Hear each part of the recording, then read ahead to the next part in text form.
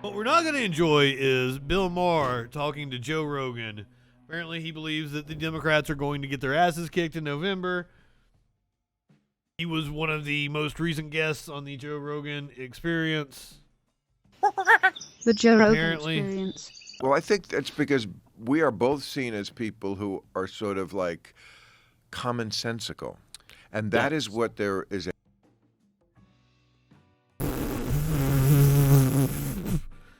Maybe you see yourself as comic-sensical. What in the fuck does that mean? Old and out of touch. Old and out of touch. That's the way. That's the way I would describe Bill Maher. A hunger for, I think, in America more than anything, is common sense. Yes. We hunger for people like Bill Maher, he People thinks. say to me, don't you think you've gotten more conservative? No, I haven't. The left has gotten goofier. Yes. So I seem more conservative, maybe, but it's not me who changed. Yes. I feel I'm the same guy, but 5 years ago, we hadn't spent $6 trillion to stay home. I mean, I understand we had to do something with the pandemic. I'm not sure that was, I remember. Oh, he's one of those. To spend on anything. We didn't spend $1 trillion to bail out the economy in 2008. So we didn't do that. 5 years ago, no one was talking about abolishing the police. There was no talk about. People were not that aware of the horrors of the police. Right. Isn't that crazy? Have I changed? No, because if someone had said 20 years ago, I don't think you've changed, Bill Maher. I always think you were like a shit lib libertarian type. I thought your views on vaccines were wackadoodle. I think you're stupid on a lot of things, to be honest with you, sir. But I used to like you a lot more. The topics you choose to talk about show that you were just a crotchety old hag now. I would have opposed it then. Yeah. So I haven't changed. But that, I think, is what there is this hunger for, is this sort of common sense. Centrism is such a wishy-washy word, but that's sort of what it is. Some people lean a little more to the left, a little more to the right. Sometimes it's issue by issue. But just, I'm always saying to the Democrats, just don't be the party of no common sense. And you will be surprised. He's Morgan, I bet that the internet is more vocal about it, and that feeds into Maher's crotchetedness. Like, he's hearing about how much he sucks. He seems like one of those people that takes Twitter seriously. Really weird. As opposed to what's going to happen, which is they're going to get their ass kicked in November. Well, people like you are very important. That may be true. Because you represent what it means to me to be liberal, what it means to me to be left-wing, because you're just a normal person who cares about people's rights and wants a certain amount of freedom and wants people to get along and work things out amicably. Right. But the polarization. So you don't really know what people like you are left wing means. It's like, that's what I used do to you, think of Joe? when I thought of the left. I thought of like professors and intellectuals and these people that would sit down and work through things with the understanding that free speech is like one of the most important aspects of communication possible, and communication is everything. Communication is how we work things out. Like this idea of not talking to people you disagree with. Well, guess what? That just galvanizes them. They just get hardened and they move further and further away, and we get more and more associated with this idea of. I always love that we get blamed for the facts don't care about your feelings snowflake crew getting their feelings hurt. Well, you just galvanize them when you're mean to them and you call them stupid. It galvanizes them and it drives them away from your cause. You're not doing your cause any favors. Like, if me making fun of you causes you to vote against your own best interest, causes you to vote for Trump, like, you're just a shit person anyway, regardless of me making fun of you. And it was just like a respectability theater that you were wanting to put on. You wanted me to tiptoe around you. And that was a way of disregarding my free speech, bitch. Of left and right and good and bad and 1 and 0, and this side does not agree with anything that side says. That's crazy. It doesn't make any sense. And if you're out there, okay, you have all your right-wing friends on, and they automatically oppose anything that is remotely left or liberal coming from Joe Biden, the Republicans. That is their policy. That is their stated policy, to oppose anything coming from Joe Biden. So how are you making it like a this side, that side thing? How are you not calling it out on the right? It gives people hope. And it's not just what you're saying, common sense. You do have common sense. But more importantly, you have courage. Do you? Because courage allows you to speak your mind, whether you're right or wrong. Courage allows you to take a chance. And you're seeing the wave of people that are moving in a certain direction. It doesn't necessarily make sense.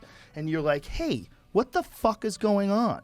And everybody's like, finally, someone's saying it on TV. Right. Because maybe someone. Also, I don't know what this thing is that's next to Joe Rogan.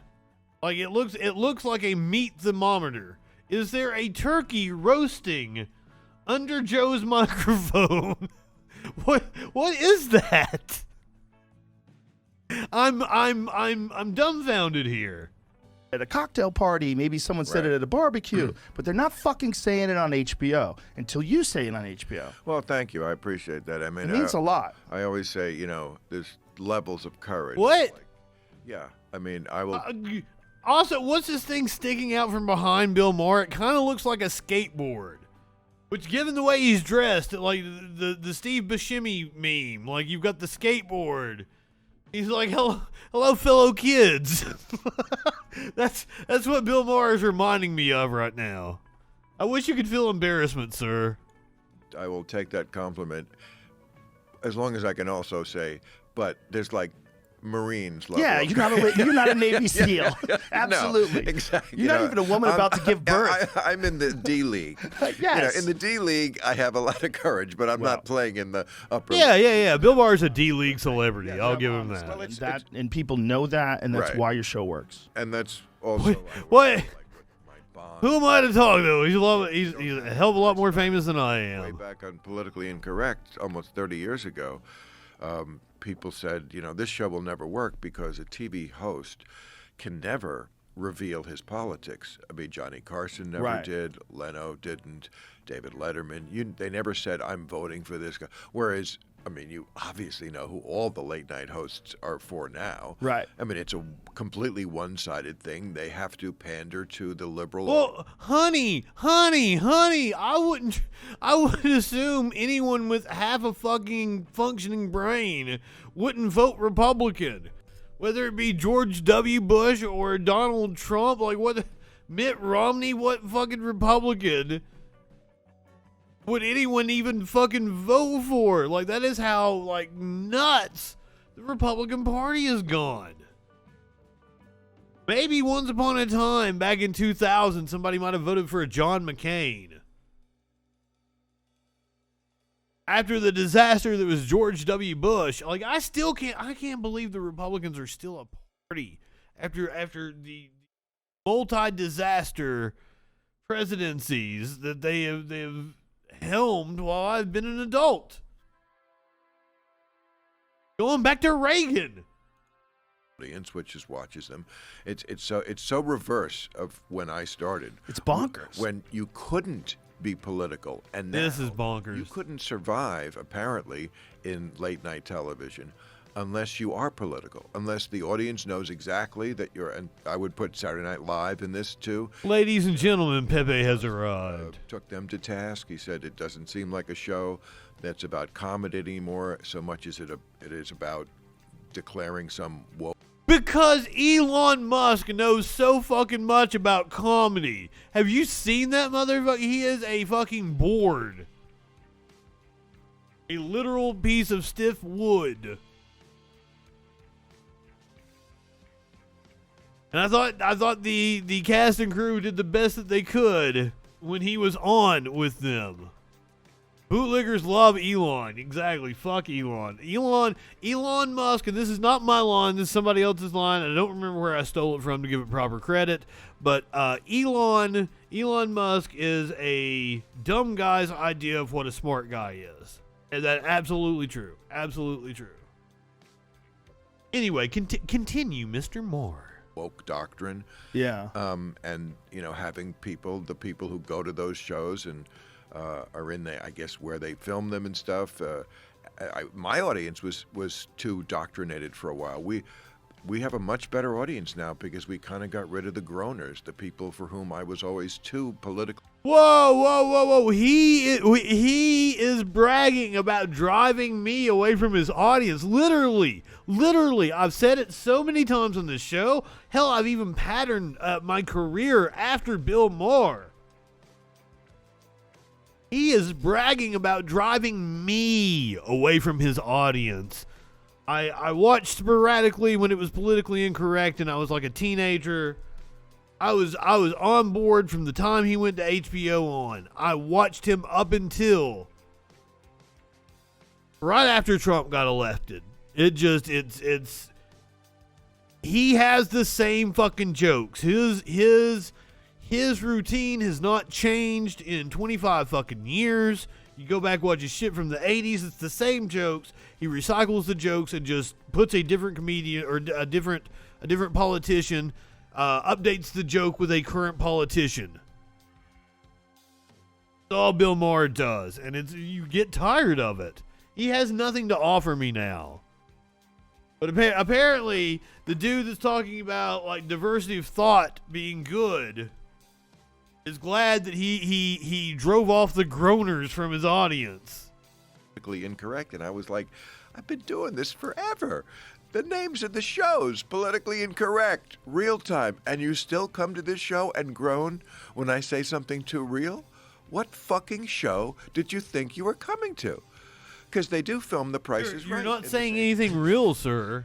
Do you think you're in a bubble? The way it's going right now with late night television, where everyone has to be political, is that what the audience wants, or is that what the executives in the studio wants? Are they like Are they? I can't. Ida. I didn't make it to the 2020 election cycle. I can't imagine what it was like during the pandemic. I can't imagine what Bill Maher was like during the pandemic. Like, I just couldn't stomach him anymore. And I remember one time I was watching it. It was one of the last times I watched it, probably. I put it on, and Sparkles was here. Sparkles was like, please turn that off. It's very upsetting. That's like, okay. That's good. That's a great way to describe real time with Bill Maher. Very upsetting. Where is the mandate coming from? Is it the person who's the host who says, you know what I know works in this town? If I want to keep working, I have to be like outwardly left-leaning, progressive, political. Look, I think it's coming from both, because corporations in America now they're leaning in. Or what? They're leaning into woke. Hardcore. They're petrified Yeah. of some kind of backlash. I mean, you see with Disney now. I mean, Disney, one of the No, you stupid fuck. They're not petrified of a backlash. They're counting on it. They do outrage marketing. Because when they do things, and it's not the left they're trying to outrage. It's the right they're trying to outrage. It's the whole Mr. Potato Head becoming genderless and what have you. The like when they do Aunt Jemima becoming politically correct, or what the Dr. Seuss taking those books out of publication. That was a marketing ploy. They made the price of those books skyrocket, and they got people talking about Dr. Seuss again. Jesus Christ, and you guys fall for it. God, why are you so stupid, Bill Maher? Why? Maybe he's in on it. Maybe he's being paid. Maybe he's not that stupid, but I think he might be that stupid and in that sort of bubble. Most gay-friendly companies that we've had in a very long time as they should be. All companies should be gay friendly. But Disney they had gay days. Yeah. At Disney, what is it, World, Land? I don't know. I'm not at Disney. I think it was the LA one, right? You'll never find I think me it's in Land. Disneyland is the original. That's right. That's Disney LA. World is in Florida. Right. You'll never find me sitting in a teacup, Joe. Okay, so I love teacups. this is in my category. Joe Rogan. I love teacups. Used to do that now adults do. I mean, if I had a nickel for every time somebody said, I'm going to Disneyland, and I'm like, I'm going to clip this for YouTube, and the clip is going to have Joe Rogan in a teacup on the thumb. I think it's going to do real well. Corporations, I think, yes, are always going to want to. And look, I'm glad they are progressive thinking. Of course, like with everything on the left these days, they just take it too far. But I think it's coming from the audience more, because the audience. Okay, you're going to blame your audience. Saturday Night Live or a show like that, they're youngish, and they believe what they believe. A lot of the things I also believe, but it's sort of an unexamined. Like, they don't know too much about politics. They just know that, and again, you mentioned Trump doing this. Like, he was so awful. Yes. It's just very easy to turn off to the details and go, well, I'm with the Democrats and the left. That was like a word salad there at the end. I don't have any commentary on it. I got nothing else to say. Well, then, like, he ran off the people that were groaning at him. He said that earlier. He was bragging about running me off.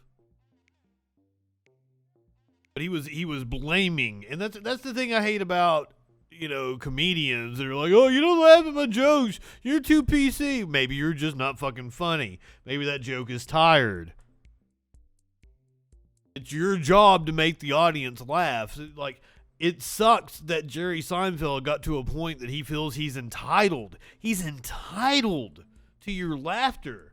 Sir, no, you're not. Fucking what have you done for me lately? If you want me to laugh, do a better routine.